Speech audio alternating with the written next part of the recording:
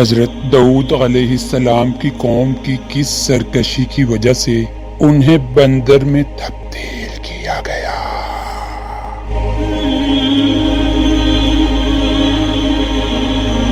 تاریخ اور قرآن کے حقائق۔ حضرت داؤد علیہ السلام کی قوم کے لوگ بہت خوشحال زندگی بسر کر رہے تھے، اور یہ لوگ خدا کی عبادت سے غافل ہو گئے۔ اللہ تعالی نے ان کا اس طرح امتحان لیا کہ ہفتے کے دن کا ادب ان پر لازم قرار دے دیا، اور یہ حکم دیا کہ اس دن مچھلی کا شکار ان پر حرام قرار دے دیا گیا۔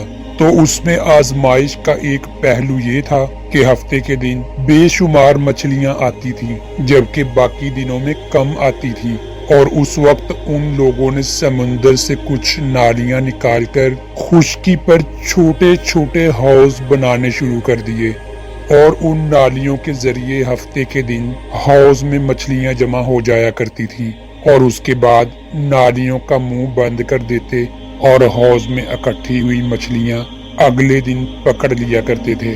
ان میں کچھ ایسے لوگ بھی موجود تھے جو اس کام کو کرنے سے منع کرتے تھے، لہذا انہوں نے اس طرح شکار کرنے والوں سے ایک دیوار تعمیر کر کے علیحدگی اختیار کر لی۔